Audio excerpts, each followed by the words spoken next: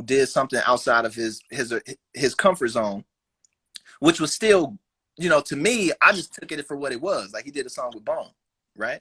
But it was like, was that verse like the illest? Was it like some worldwide choppers with like Tech Nine, and he had all of the twisters on his. Yeah, I don't think that was the intention. See, like, I think one of the great things about Biggie is he was a tools guy, like I talked about. Like, Hove is like this. Hove just like, he's mastered the art of saying the right thing at the right time, making the right move at the right time. At that time, we needed a little bit of unity. We needed to connect some dots. People were too scattered out, and there was too many rules. These kind of rappers can't rap this way. These kind of rappers don't do songs with these rappers. East Coast versus West Coast. And Biggie had a huge platform as an MC. He told stories, and he went and showed you different layers. You know what I'm saying? So he didn't murder the verse, but he made a really, really dope song within the scheme of a classic album, which made it great. Renegade is not the best song I ever heard. It was a song that I just wasn't using, but it's something about Hove and M, and also the blueprint, that makes it great. Right. That's what I was saying earlier when we jumped off, when your phone died. It was like, there's certain things which you don't need to bar to death, and you learn how to come off the throttle and let the concept take over. Like, you might have a verse that has no similes, no metaphors in it whatsoever, right? But you let the concept drive the entire record, and then you can sit back and just be basic. I think like that with like Stan, right? So M Stan, right? Are these rock bottom level verses?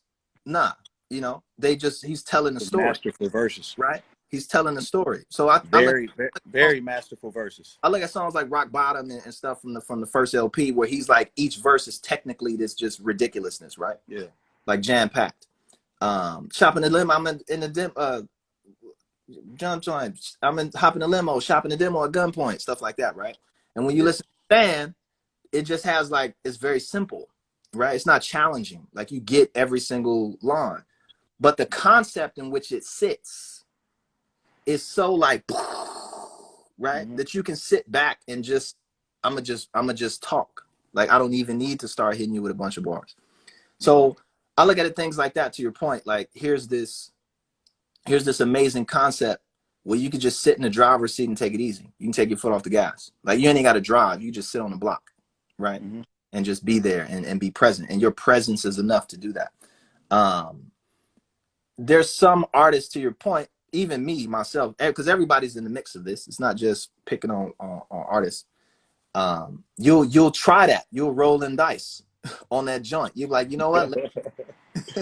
Let me go and step out here and try and do this thing. And sometimes you get burned. And to your point about knowing when to stop, what to release and what not to release. And you're like, I just want to put everything on there. Like, I just want to put that on there. Like, oh, but the third verse on that one is so dope, but the first two verses are kind of like, but let me go ahead and put this, because that third verse is so fire. Maybe this third verse will save me. And in some cases, it don't say the song, it don't say the concept, and you just out there with basically a bad song. When Marshall made Stan, he was not thinking about anything. He was not trying. He wasn't taking long to write nothing.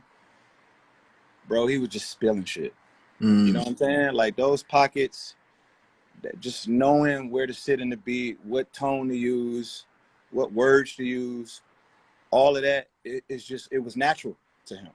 He was already telling his story when I met him. Like, he had already made the EP when I met him before he signed his deal. He was already telling his story. I didn't even have a story when I met him. You know what I mean? I don't think artists realize how important that is. And the way he was able to tell it, he went so many different directions with the way that he told it, because he knew he had a story to tell, and he just let it flow. And he was always inspired by life experiences, which that didn't happen to me till later too. I was always like you. I was inspired by the words. I was an open mic guy.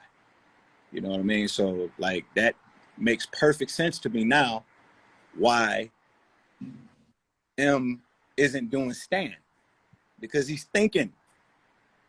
Mm. And we can hear it. Mm-hmm. We hear you thinking. We hear you Mm-hmm. processing all of these syllables. We Like hear you're saying. computer fans spinning, you know? Yeah.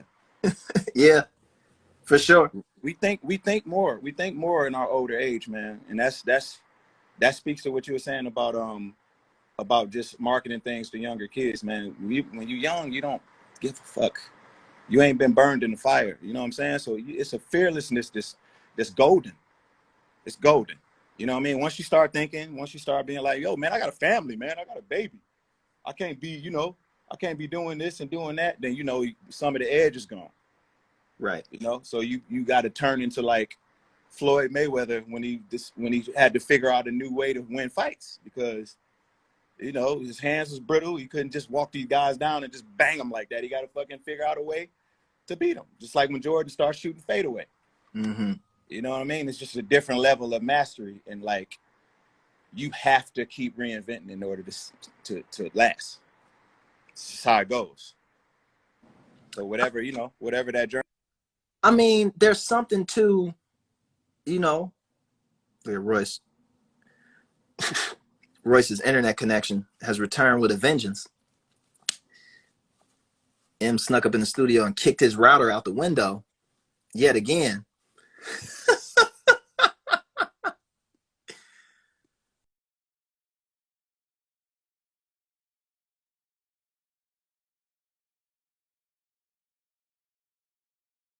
Together. Royce left. Royce, fix your phone. Joe, what's up?